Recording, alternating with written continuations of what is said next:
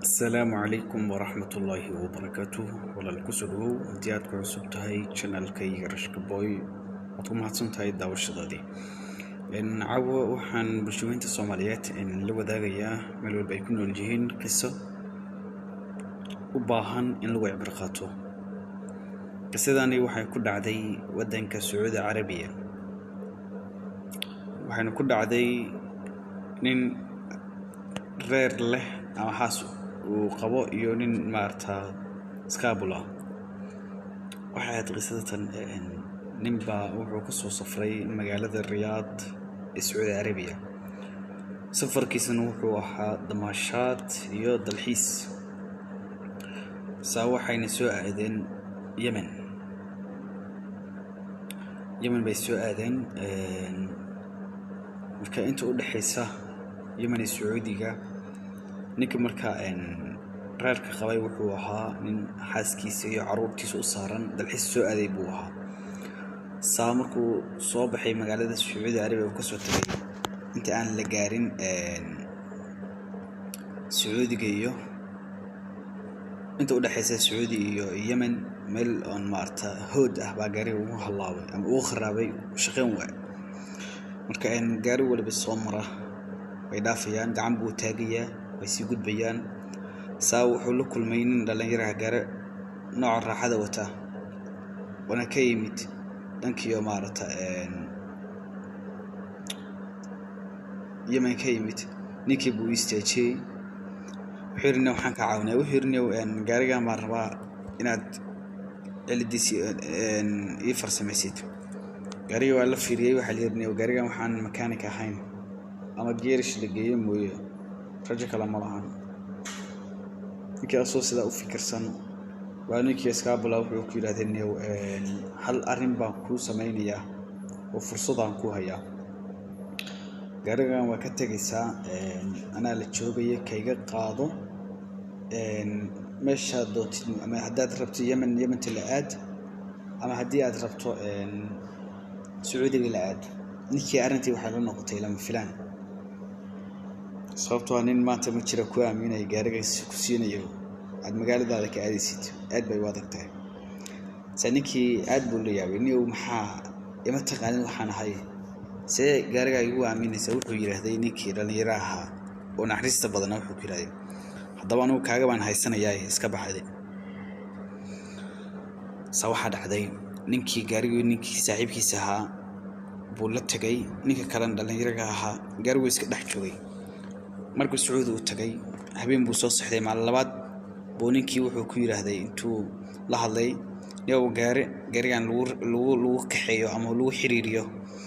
iyo cunno ii soo qaat maalin labaad buu ninkii soo baxay gaarigu lagu xiriiriyo soo qaaday wuxuu soo aaday dhankii maarta ninkii saaxiibkiisa ayo wadada u fadhiyay kadib ninkii markaan gaari baa lagu xiriiriyay meeshoodii magaaladooda Sacuudiga bay tageen maalmo kadib markay la joogay maalmo kadib ay joogeen ninkii liswaay sanado badan kadib ninkii liswaay marka kan ihsaanka loo galay iyo saabtiisa baa waxay isla soo hadal qaadeen jawaab dadka qaar way naxtiis badan yihiin markaas ninkii waxaan maskaxdiisa ku soo dhacday wuxuu yiraahday nin adduunka intaan ku noolahay ihsaan fiican ee galay aan ilaawin baa jira bal wuxuu yiri ninkii aan wacbal ninkii wuu wacay dhalinyaro ahaa waxa ka qabatay ninkii marka gadaashiisa uu guursaday dhalinyaronimadu uu ka baxay uu guursaday xaas buu yeeshtay caruur buu dhalay soo garacay waxa ka qabtay xaaskiisa markuu yiri war hebelkii saaxiibkayga may markaas gabadhu waxay ku tirnay ninkayga inta xiritaan ma hadan soo garacaysaan ma laga daysaan wicitaanka ninkii tuu yaabay buu yiri war xagee ku xiran yahay mal hebel buu ku xiran yahay wuu baxay hebel nin li halkaan ma ku jira bas horta intuusan tagin saldhiga wuxuu weydiiyey gabadha lacag imisuu buu ku xiran yahay saamaxadan buu galay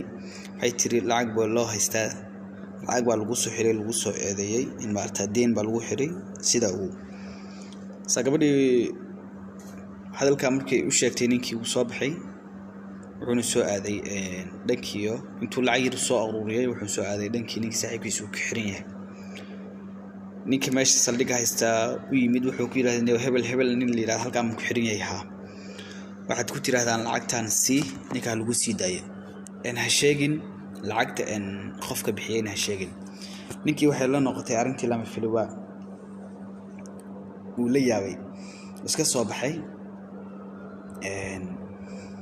ninkii baa maxbuuska loo yeeray wuxuu la yirnaa nin hebel ilan lama sheegin moogtay ninka magaciisa waxa leeyahay qof oo khayr doona lacagtan ku keenay marka in lacagta lagu haysto iska bixisa xabsi ugu baxdo gaasuu yirnaa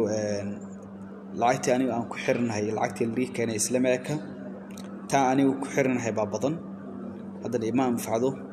wuxuu yiraahdaa 7 qof maxbuus lacag yar loo haystaa aan ku sii deynayaa ninkii saldhigga haystay aad buu la yaabay ninkan uu la yaabana lacagta keenay oo diidayn in magaciisa la sheego waxa ka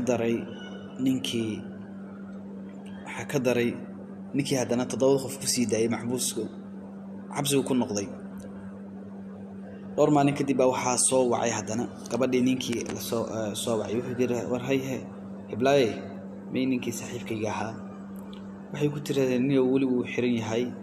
waka saaxiibka wali uu xiran yahay sida ugu xanaaqay buu soo wacay taliyaha saldhigga jooga wuxuu yiri ninkii lacagtan ku keenay waxa uu sii deyn weyday maxay la hadu haystaa taliyaha waxa uu ugu jawaabay adigoona aan ku aqoon